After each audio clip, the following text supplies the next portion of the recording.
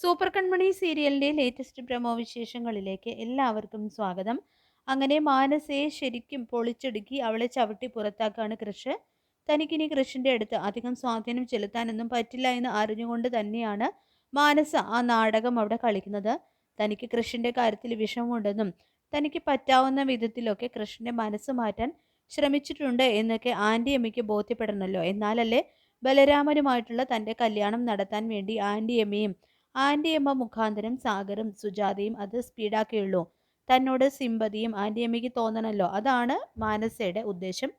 കൃഷി തന്നെ ആട്ടി വിട്ടു എന്ന കാര്യം മാനസ കൈയോടെ ആൻറ്റിയമ്മയുടെ അടുത്ത് കൊളുത്തി കൊടുക്കുന്നുണ്ട്. ആൻറ്റിയമ്മയ്ക്ക് മാനസ വന്നു കഴിഞ്ഞാൽ ഒരു പിടിവള്ളി കിട്ടുമെന്ന ഒരു തോന്നലാണ്. കാരണം കൺമണി വരുമ്പോൾ കൺമണിയെ ഒട്ടും ഇഷ്ടമില്ലാത്ത ആൻറ്റിയമ്മയ്ക്ക് അവളോട് പോരടിക്കാനായിട്ട് ഒരാൾ വേണമല്ലോ, ഒരു കൂട്ട് വേണമല്ലോ. അത് മാനസയെ പോലെ തനിക്ക് അറിയാവുന്നത് തന്നെ അറിയാവുന്ന ഒരാളല്ലാതെ മറ്റാര് ആവാനാണെന്നുള്ള ഒരു ചിന്തയും ആൻറ്റിയമ്മയ്ക്കുണ്ട്. മാനസയുടെ സ്ഥാനത്ത് ബലരാമനെ കല്യാണം കഴിച്ച് ആ വീട്ടിൽ വന്നു കയറുന്നത് വേറെ ആരെങ്കിലും ആണെങ്കിൽ അവരുടെ ഉദ്ദേശമൊന്നും നടക്കില്ല എന്നും അവർക്കറിയാം. മാത്രമല്ല ചിലപ്പോൾ ആ കുട്ടി കൺമണിയുടെ കൂടെ ചേർന്ന് തന്നെ തകർക്കാനും സാധ്യതയുണ്ട് എന്നൊരു ആൻറ്റിയമ്മയ്ക്കും തോന്നലുണ്ട്. എന്തായാലും കൃഷ്ണൻ്റെ ഒപ്പം ആ വീട്ടിൽ കൺമണിക്ക് സ്വൈര്യം ഉണ്ടാകില്ല എന്നുള്ള കാര്യം ഉറപ്പാണ്. കാരണം കൺമണിയുടെ സപ്പോർട്ട് നിൽക്കാൻ കൃഷും സാഗറും ഇല്ലാത്ത സമയത്ത് കൃപ മാത്രമേ ഉള്ളൂ. മറുവശത്ത് സുജാതയും ആൻറ്റിയമ്മയും മാനസിയുണ്ട്. അവരെല്ലാവരും അവളെ പാടുപെടുത്തും എന്നുള്ള കാര്യം ഉറപ്പാണ്. അതിനിടയിലും അവൾക്ക് ആശ്വാസമായിട്ട് വരിക കൃഷ്ണൻ്റെ സ്നേഹം മാത്രമായിരിക്കും. എന്തായാലും സുജാത ആൻറ്റിയമ്മയുടെ ഇടപെടലുകൾ കൊണ്ട് തന്നെ തൻ്റെ മകനെ പൂർണ്ണമായിട്ട് മറക്കാണ്. എന്താണെന്ന് വെച്ചാൽ തൻ്റെ മകൻ്റെ ഇഷ്ടമായ കൺമണിയെ അവരെത്രമാത്രം വേദനിപ്പിക്കുകയാണ്. സുജാതയ്ക്ക് ഇനി എന്നാണാവോ ആൻറ്റിയമ്മയുടെ കുതന്ത്രവും കൺമണിയുടെ സ്വഭാവവും നന്മയൊക്കെ മനസ്സിലാകുന്നത്. മാനസ വന്നു കയറി കഴിഞ്ഞാലല്ലേ അവളുടെ സ്വാർത്ഥതയും ദുഷ്ട മനസ്സുമൊക്കെ ആൻറ്റിയമ്മയ്ക്ക് പൂർണ്ണമായിട്ട് മനസ്സിലാക്കാൻ പറ്റുമോ.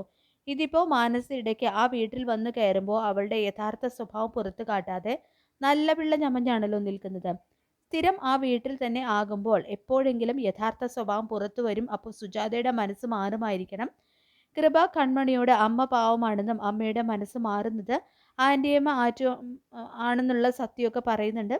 സുജാത ചിന്തിക്കുന്നത് ഇപ്പോഴും കൺമണി പാവമായിട്ട് നടിക്കുന്നതാണെന്നും കുടുംബത്തെ രക്ഷിച്ചതൊക്കെ അവൾ മനഃപൂർവ്വം സിമ്പതി പിടിച്ചു പറ്റാൻ ശ്രമിക്കുന്നതാണെന്നും എങ്ങനെയെങ്കിലും കൃഷ്ണനെ ഭാര്യയായിട്ട് ആ കുടുംബത്തിൽ വന്നു കയറാൻ അവരുടെ ഇഷ്ടം പിടിച്ചു പറ്റാൻ ശ്രമിച്ചതാണെന്നൊക്കെ സുജാത അടിയുറച്ച് വിശ്വസിക്കുന്നുണ്ട്.